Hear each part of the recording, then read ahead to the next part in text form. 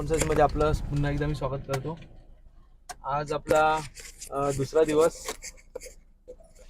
आज मार्गे आरवली आणि दापोली गुहागर मध्ये काही पर्यटन स्थळ आहेत, मंदिरं आहेत, म्हणजे तामस तीर्थ आहे, त्याच्या परशुराम महाराज देवांचं एक स्टॅच्यू आहे मोठा, चंडिका देवी मंदिर आहे, दापोली जेट्टी आहे।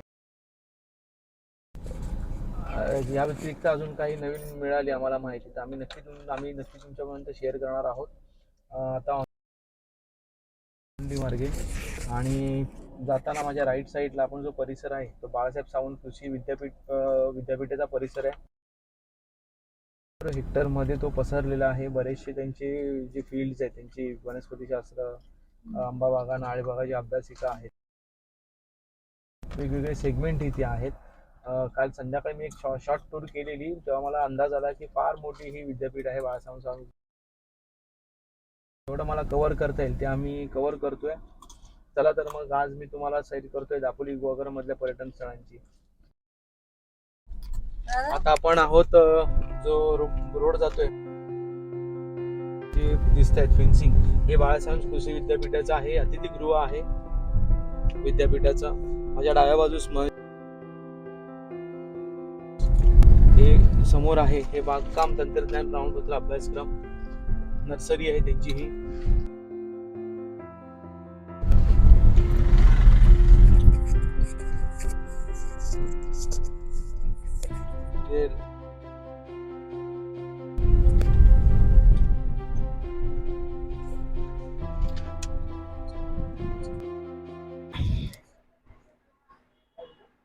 हा दापोलीच्या दादासाहेब सावंत कोकण कृषी विद्यापीठाचा परिसर आहे।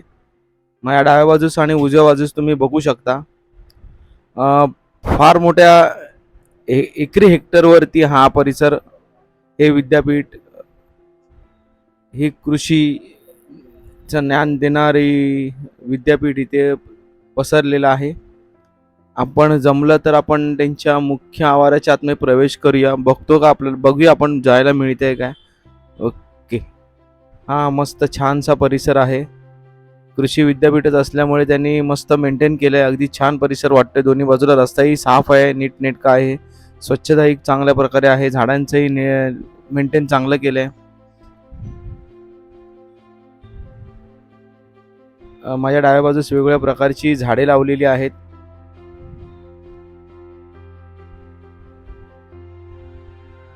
छान वाटतं परिसर, एकदम असं वेगळ्या ठिकाणी आल्याचा फील येतो। असं वाटत नाही की आपण आपल्या कोकणातल्या दापोली या ठिकाणी आहोत, एकदम मस्त वाटतं। समोर हे विद्यापीठाची लायब्ररी आहे। विद्यार्थ्यांना काही पुस्तकं लागली तर ह्या लायब्ररीतून त्यांना उपलब्ध करून दिले जातात।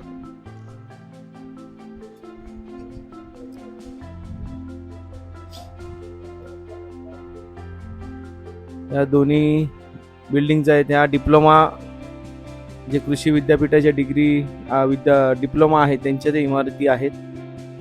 बघू शकता मुलं मुली शाळेचे विद्यापीठाचे विद्यार्थी आणि विद्यार्थिनी आहेत कॅम्पसमध्ये।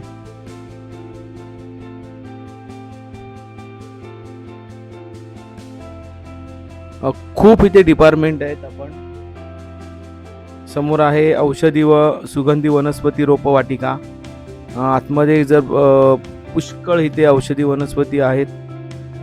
वनशास्त्र महाविद्यालय दापोली, तसेच जैवविविधता उद्यान आणि जनुकीय उपवन, बायोडिव्हर्सिटी पार्क कम जेनोमिक व्हॅली, हे सरळ आहेत। बघूया आपण आतमध्ये जाऊन।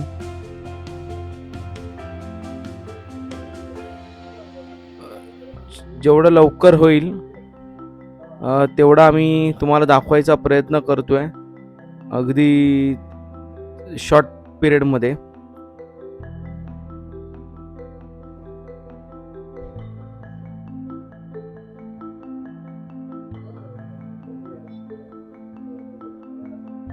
आतमध्ये आपण बघूया काय काय आहेत।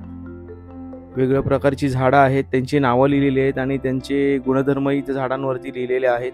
इथे बघू शकता विद्यापीठांच्या विद्यार्थ्यांची एक टूर आली आहे, चरक औषधी वाटिका. चरक औषधी वाटिका मध्ये आणि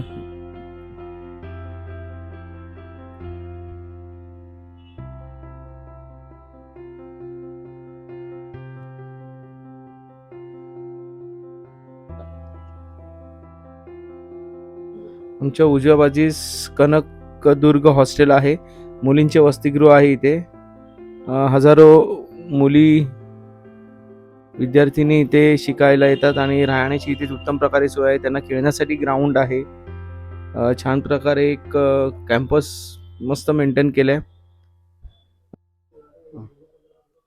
जे बाहेर खेडेगावातून विद्यार्थी विद्यार्थिनी येतात, त्यांना शिक्षणाची आणि खेळण्याची ही चांगल्या प्रकारे इथे सोय आहे.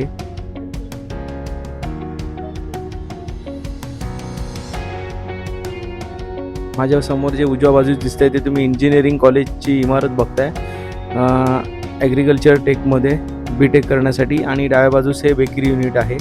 इथे वेगवेगळ्या प्रकारचे बेकरी प्रोडक्टचं रिसर्च इथे डेव्हलप केले जातात.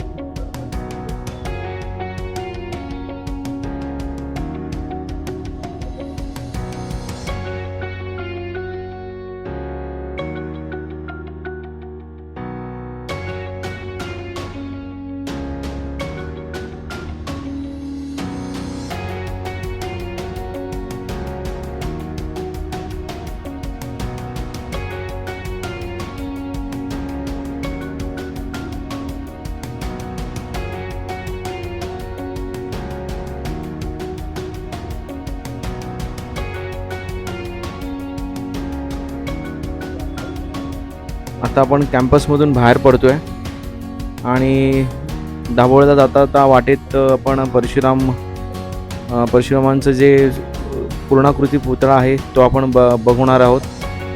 तसेच चंडिका देवी मातेचंही मंदिर, देवीचं दर्शन घेणार आहोत. इतर काही माहिती मिळेल तीही आम्ही तुमच्यापर्यंत द्यायचा प्रयत्न करणार आहोत. तिथून आम्ही दाभोळतून पलीकडे धोपावेकडे जाणार. धोपावेतून गुहागर मार्गे आम्ही आरोलीत करतोय. तो आपण जाता काही जर स्थळं, प्रेक्षणीय स्थळे, इतर माहिती आम्ही तुमच्यापर्यंत द्यायचा आमचा नक्की प्रयत्न असेल. आता आपण डावीकडे वळतोय. हा सरळ रोड जातो दाभोळकडे.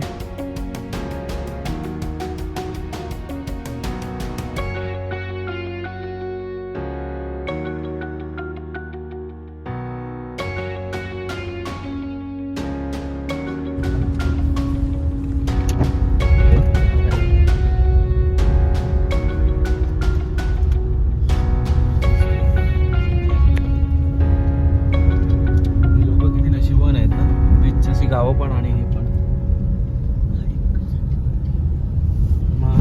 रिसॉर्ट असल्याशिवाय जाणार गाड्या. आता आपण लाडघरला पोच. अकोल्यातील लाडघर हे समुद्र पर्यटनासाठी प्रसिद्ध आहे. अगदी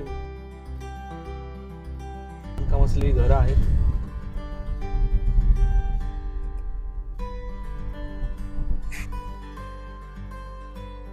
मधला वार असल्यामुळे पर्यटकांची वर्दळ फार कमी आहे.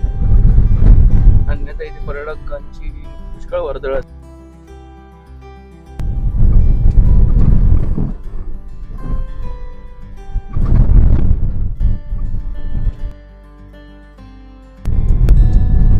दाभोळ 25.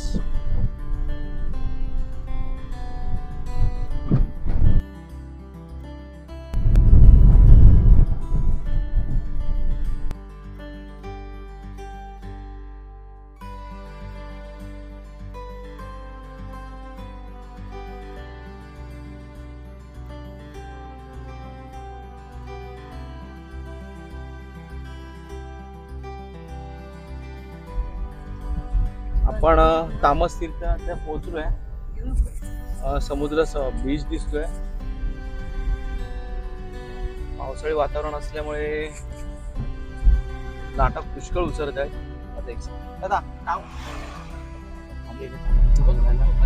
नको जाऊया समुद्राला. समुद्र असं आगम येतो पावसाळ्यात. पावसाळी किनारच नाही. पावसाळ्याचं वातावरण असल्यामुळे लाटा ही भरती आहे समुद्राला. हॉरिझॉन व्ह्यू छान हॉटेल आहे. हॉरिझॉन व्ह्यू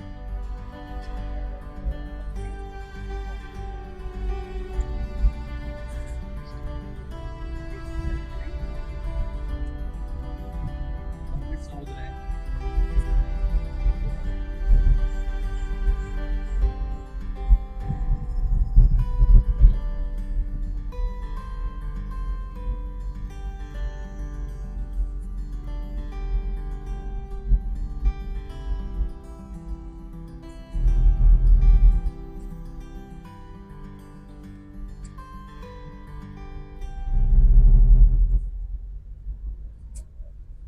तर समुद्र आहे हा तामस तीर्थ.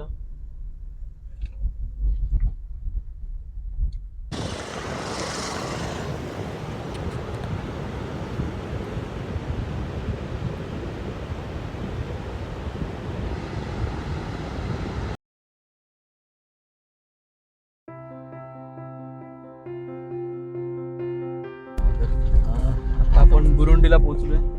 बुरुंडीच्या 2.5 किलोमीटर वरती परशुराम पूर्णाकृती पुतळा उभा आहे. तो आता आपण बघायला जाऊया आणि तिथे अजून काय काय आहे ते.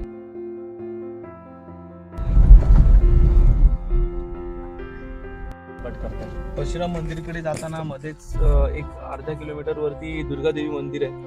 अगदी छान मंदिर. बाहेरून तर पौर्णिमा असल्यामुळे गर्दी, महिलांची गर्दी आहे.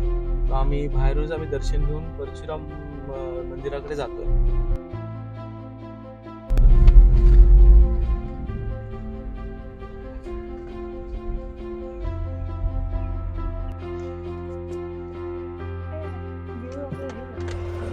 आपण दुर्गामाता मंदिराकडून वरती चढल्यानंतर फक्त की एक डावीकडे लक्ष ठेवावं लागतं. कारण हा परशुराम देवांचा पुतळा हा रस्त्यालगतच आहे. आम्ही पण थोडं चुकलो, आम्हाला दिसला नाहीये. अगदी आम्ही जाऊन एक 1-1.5 किलोमीटर पुढे जाऊन आम्ही परत पाठी आलोय. समोर एक छोटस हॉटेल आहे आणि उजवीकडे गारवा बीच रिसॉर्ट आहे. डावीकडे तुम्ही बघू शकता, अगदी रस्त्यातूनच दिसतो. आपण गाडी इथे पार्क करतो, उतरून बघूया.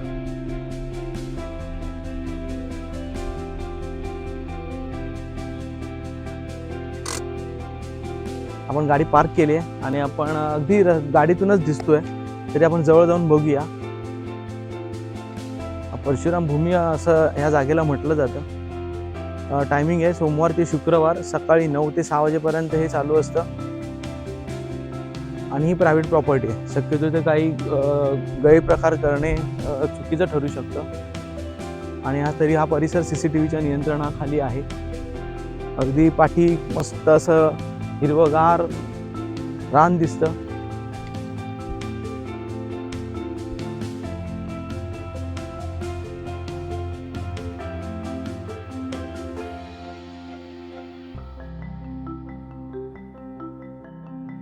असे अर्ध पृथ्वीवरती परशुराम भूमी आपले आहेत. कारण कोकण हे परशुरामांची भूमी म्हणून ओळखलं जातं. तो कन्सेप्ट घेऊन असं एक बनवलेलं आहे. आता अजून काय काय आहे म्हणजे पुतळा आणि खाली काय आहे? खाली छोटी मूर्ती आहे. आपल्याला जे दादा भेटले त्यांनी सांगितली खाली छोटी मूर्ती आहे. आपण जाऊन इथे बघूया. आणि काय आहे?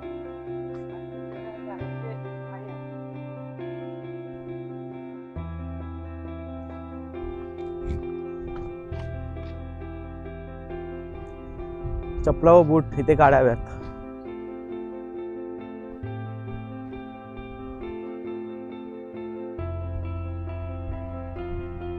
विष्णूंचा 6वा अवतार म्हणून परशुराम यांना ओळखलं जातं.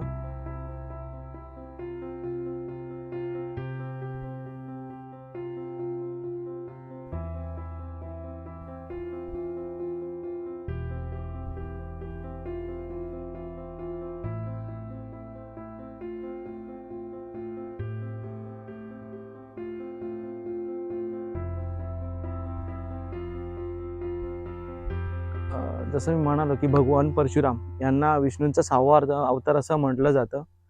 आणि ही 40 फूट व्यास आहे. जी पृथ्वी बांधली हा 40 फूट व्यासा अर्धगोल पृथ्वीवरती जी परशुराम महाराजांची मूर्ती आहे ही जवळजवळ 21 फूट आहे. आणि ह्यांचे जे काम केलेले आहे ते अश्विनी आणि श्री अनिल गोविंद गानू यांनी ह्या परशुराम भूमीची निर्मिती केली इथे. आणि इथे जे परशुराम भगवानचे हे शिल्प आहे हे उत्तराभूमिक असून त्यांना तामस तीर्थ असं म्हटलं जातं. तामस तीर्थ म्हणजे कसं, जिथून समुद्राचं दर्शन होतं तर तो तेवढा भाग तांबडा दिसतो, म्हणून हे तामस तीर्थ म्हणून असं ओळखलं जातं. भगवान परशुरामांचं तोंड ज्या ठिकाणी आहे उत्तरी साईडला त्या ठिकाणी आहे समोर, तर तिथे एक समुद्राचं दिसतं, ते काही पाणी तिथे तांबडं दिसतं. आता आम्ही दुपारच्या वेळेत आल्यामुळे असं ऊन पुष्कळ आहे, पावसाचे दिवस असूनही, पण जेव्हा तुम्ही संध्याकाळच्या वेळेत याल त्यावेळी खरंच छान वाटेल. प्लेझंट वातावरण असेल, निसर्गरम्य कोकणाचा तुम्ही आस्वाद इथे बसून घेऊ शकता. फक्त इथे आतमध्ये पण ज्या पृथ्वी बनवली आहे त्याच्या आतमध्येही घुमट आहे, घुमटात खाली अजून भगवान परशुरामांची मूर्ती आहे आणि अजून काही आहे ते पण आपण बघूया आतमध्ये जाऊन.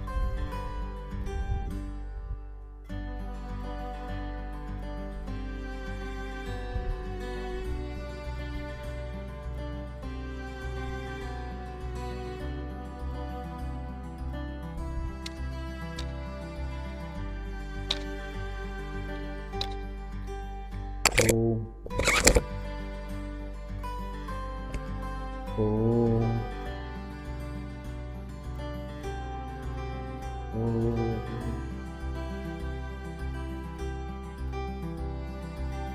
समोर परशुराम महाराजांची छोटीशी मूर्ती आहे. आणि घंटामध्ये असा स्ट्रक्चर बनवलं आहे की आवाज डबल येतो.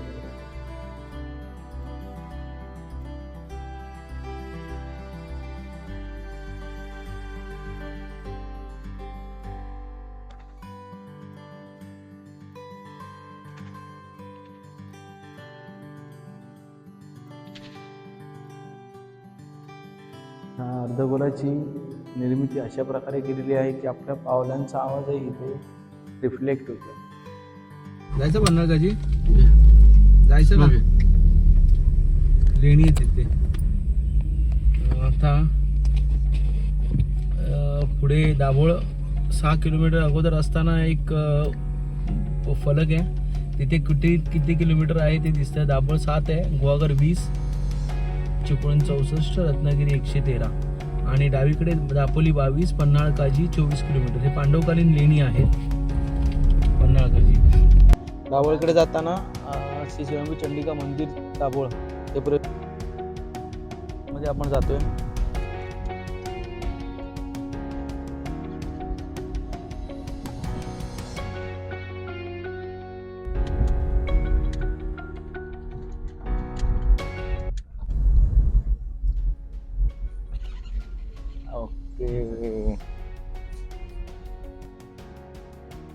मंदिराच्या आवारात पोहोचलोय.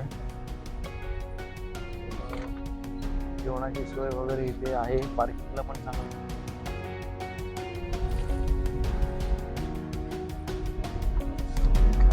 सावली बघून गाडी लागली.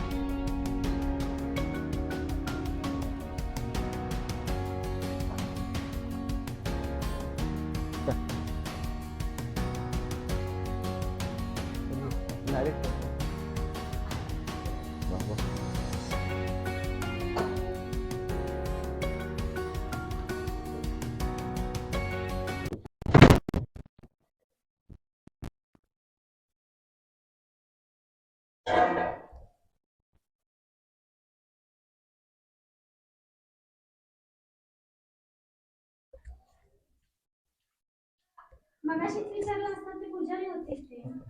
आपण आहोत मंदिराच्या गाभारामध्ये.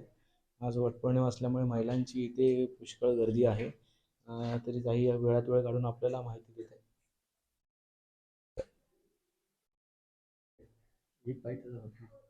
आपण इथे बघू शकता की मी जी वरती हात ठेवला हा पूर्णतः डोंगराच्या आतमध्ये आपण आहोत आणि जवळजवळ एक 40 ते 50 फूट, किती 50 फूट आतमध्ये आपल्याला यावं लागतं ना ताई?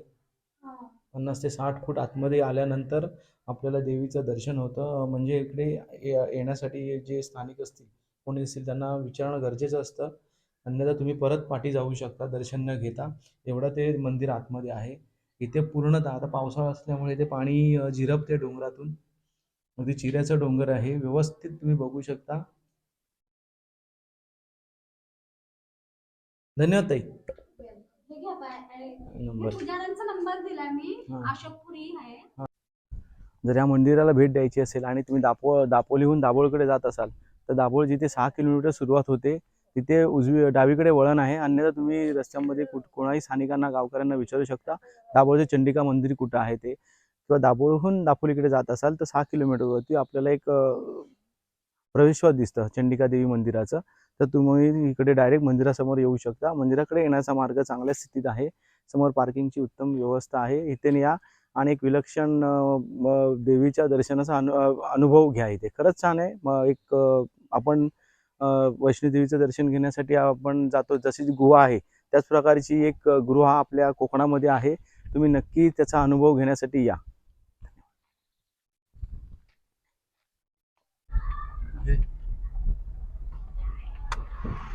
आता आपण दाभोळ जेट्टीकडे जातोय. दाभोळ गावात आपण पोहोचलोय.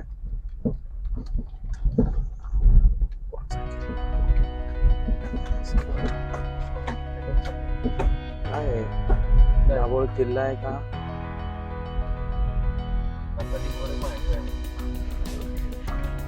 विचार इथे काय आहे?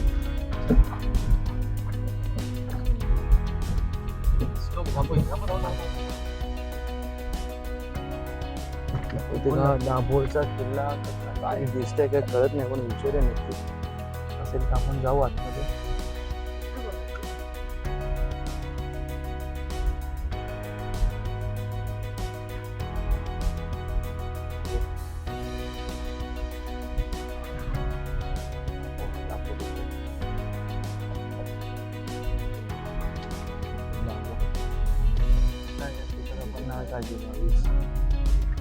कोकम सरबत दुकानची कटी झाला. काय विचारूया ना त्याला काय आहे.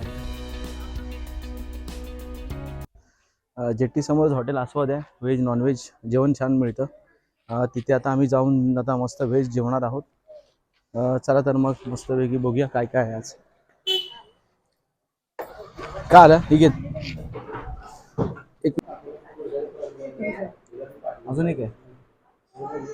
आता आपण आज शाकाहारी थाळी आपण जेवतोय. दाभोळ जेट्टीच्या समोरच हॉटेल आहे. मस्तपैकी व्हेज जेवण आहे. भात, डाळ, चपाती, उसळ आणि गवाराची भाजी.